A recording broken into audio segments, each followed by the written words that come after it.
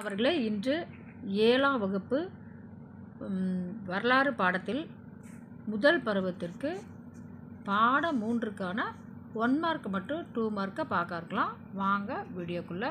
பாட தலைப்பை பார்த்தீங்கன்னா, தென்னிந்திய புதிய அரசுகள், பிற்கால சோழர்களும் பாண்டியர்களும். வாங்க வீடியோக்குள்ளே. ஃபஸ்ட்டு பார்த்தீங்கன்னா, சரியான விடையை தேர்வு செய்க. 1. பிற்கால சோழ வம்சத்தை மீட்டெழச் செய்தவர் யார்? ஆப்ஷன் ஆ, விஜயாலயன். அடுத்தது 2. கீழ்காணும் பாண்டிய அரசர்களுள் களப்பிரர் ஆட்சியை முடித்து வைத்தவர் என அறியப்படுபவர் யார்? ஆப்ஷன் ஆ, கடுங்கோன். 3. கீழ்காண்பவற்றுள் சோழர்களின் நிர்வாகத்தில் மிகச்சிறிய அலகு எது? ஆப்ஷன் இ, ஊர். 4. விஜயாலயன் வழி வந்த சோழ வம்சத்தின் கடைசி அரசர் யார்? ஆப்ஷன் இ, ஆதி ராஜேந்திரன். அடுத்து 5. சோழர்களின் கட்டடக்கலைக்கான எடுத்துக்காட்டை எங்கு காணலாம்? ஆப்ஷன் இ, தஞ்சாவூர். 6. கீழ்காண்பனவற்றுள் எந்த இந்திய பகுதிக்கு மார்க்கோ போலோ 13ஆம் நூற்றாண்டின் இறுதி பகுதியில் சென்றார்? ஆப்ஷன் ஆ, பாண்டிய நாடு. அடுத்ததாக கோடிட்ட இடங்களை நிரப்புக. டேஸ் தஞ்சாவூரில் உள்ள புகழ்பெற்ற பிரகதீஸ்வரர் கோயிலை நிர்மாணித்தார்? முதலாம் ராஜராஜன். அடுத்ததாக 2. டேஸ் வேத கல்லூரி ஒன்றை எந்நாயிரத்தில் நிறுவினார்? முதலாம் ராஜேந்திரன். அடுத்ததாக 3. டேஸ் வேள்விக்குடி செப்பேடுகளின் கொடையாளி ஆவார்?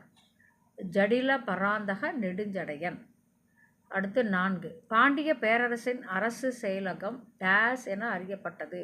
எழுத்து மண்டபம். அடுத்ததாக பொறுத்துக. 1. மதுரை பாண்டியர்களின் தலைநகர். 2. கங்கை கொண்ட சோழபுரம் சோழர்களின் தலைநகர். 3. அஞ்சு வண்ணத்தார் கடல்சார் வணிகர். 4. மணி கிராமத்தார் உள்நாட்டு வணிகர். அடுத்தது சரியா தவறு. அதில் பார்த்தீங்கன்னா, முதல் சரி குறிச்சிக்கோங்க, 2வது சரி, 3 தவறு, 4 சரி, 5 சரி. அடுத்ததாக கீழ்காணும் கூற்றுகளை ஆய்க. பொருத்தமான விடையை டிக்கிட்டு காட்டவும்.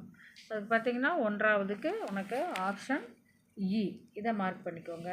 2வதுக்கு பார்த்திங்கன்னா ஆப்ஷன் இ, இவை அனைத்தும் அது மார்க் பண்ணிக்கோங்க. 3வதுக்கு பார்த்திங்கன்னா ஆப்ஷன் ஆ, காரணம் கூற்றுக்கான சரியான விளக்கமே.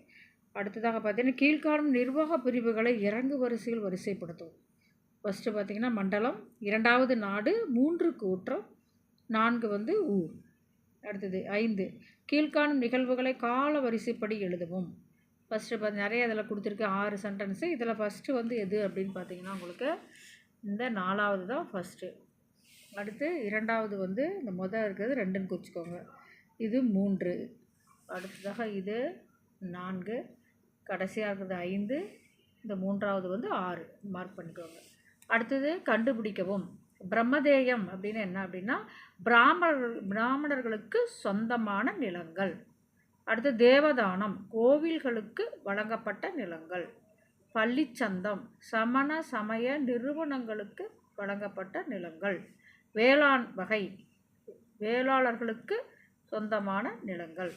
அடுத்தது ஓரிரு வாக்கியங்களில் விடையளிக்கவும். ஃபஸ்ட்டு 1வது கேள்வி, பிற்கால சோழர் காலத்தில் ஏற்றுமதி செய்யப்பட்ட பொருட்கள் யாவை? 134வது பக்கத்தில் இருக்குது.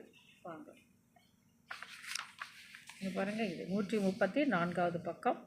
சந்தனக்கட்டை, கருங்காலிக்கட்டை, அதில் ஆரம்பித்து அந்த பேரா முழுக்க குறிச்சிக்காங்க. இது 1வது கேள்வி. அடுத்ததாக 2. சதுர்வேதி மங்கலம் என எது அழைக்கப்பட்டது? 136வது பக்கம் எடுத்துக்கோங்க.